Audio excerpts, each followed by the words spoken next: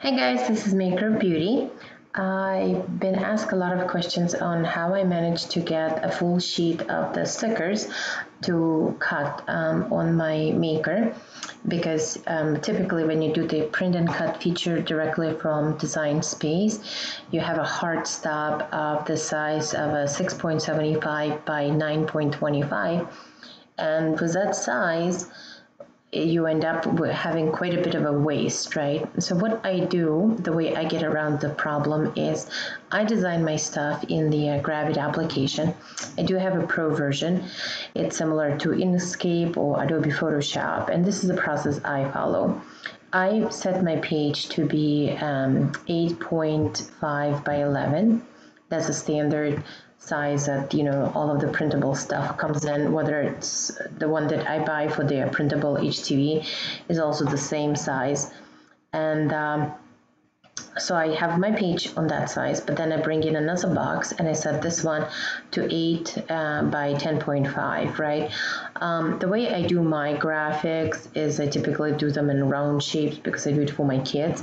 So it's just a simple, I have my perfect circle, I put it in my image, I size it accordingly to the circle, and then you select everything, you adjust the size, make sure that it's positioned vertically, and I group it together, and that's how I do every single one of them, right?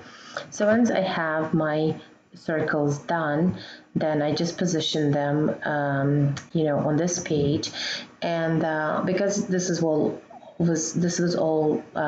like a testing for me to help myself to differentiate between the colors and everything else, I kept this a green color, but I think it's actually best if you convert it out to white, only because because you're tricking Cricut to do the cutting it for you, so sizing is can be a bit difficult to fine tune, and so I typically make sure that I leave quite a bit of a generous space away from the image on the sticker in a circle. And then of course, if this was white as well, it would help it even further. So that's just something to remember.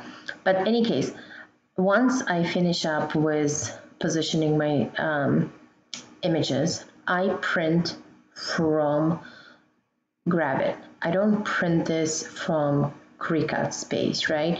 I just do my usual print, and in this case, because I used a material that can take both laser and inkjet, I send it off to my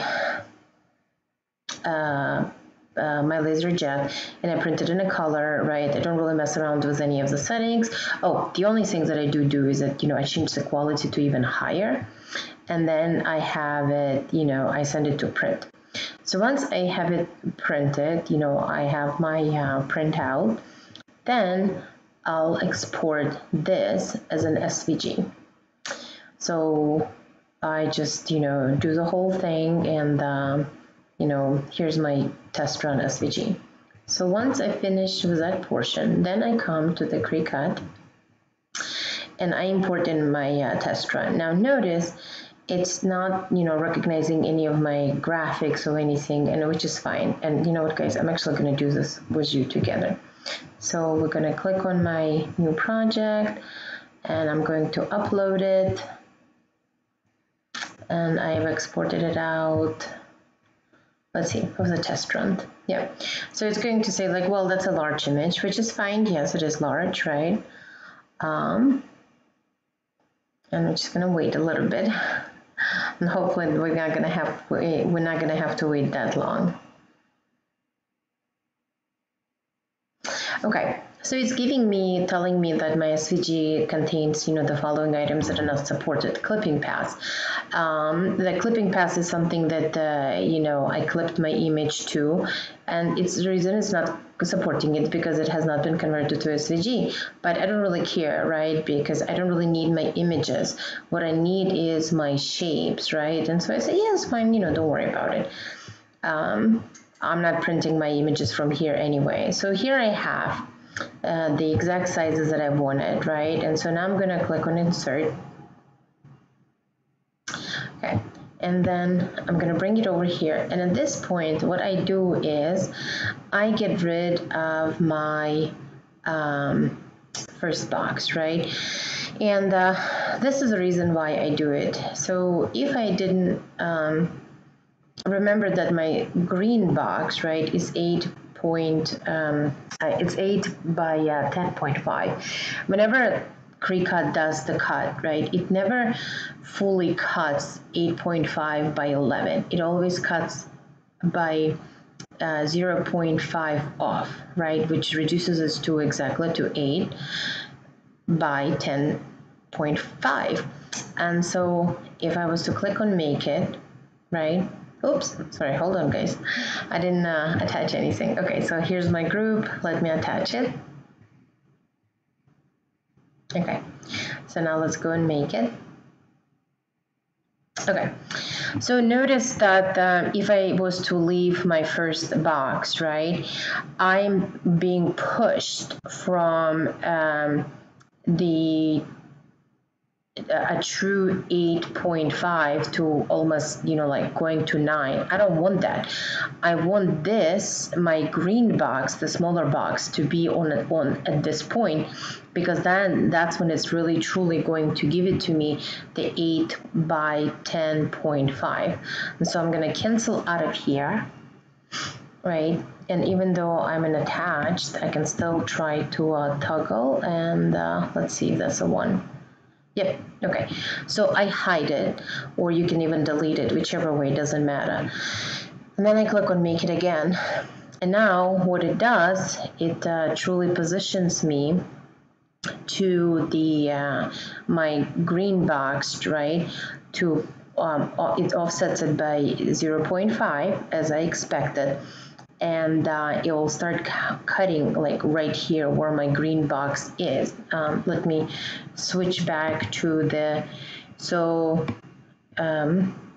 oops, I did not want to do that. Let me grab the right tool, which is this one. Okay, so what I'm saying is that I want the Cricut, right, to start cutting at this point. And so in design space, I got rid of this bigger box. And the most important thing is that when you do put your vinyl on it, right, for the cutting, you want to align it precisely at this point, because remember, right, you have a little bit of this space. Your big box was basically pretending to be this empty spot, if that makes sense. But the big thing about this, that it's you know, there is quite a bit of a, I guess, like flexibility to the software deciding which way needs to cut it. And using this method is very difficult when you need like a precise cut, right? Like if I wanted to cut it out in image, it would be very difficult. But if you were to attach it to a shape and then have a bit of a space around it, the way I have it, oops, I just clicked on something completely wrong. Like the way I have it here, right? Like there's quite a bit of a shape, then it truly does work. Because even if it goes off just by a little bit, right, it's not going to like cut all the way in half in here. It might just be like, you know, that your circle will shift slightly. So instead of like cutting it like where the red line is, it just might come out like a little bit out. But it's still fine because, you know, your sticker inside is protected. And that's why converting this to white is probably going to help you even more. Just so that, like, say, for example, if the printing, you know, like takes a little bit of the green, well, if you had it on a white, it would still all be, you know, quite seamless and just fine. In any case, I hope that makes sense. If it doesn't, you know, just ask me questions and I will try to elaborate and explain it. And I will reference the tutorial that I watched and kind of got an idea. The guy who does the tutorial, he does something different, but the concept is, you know, pretty much the same. With that, have a great day.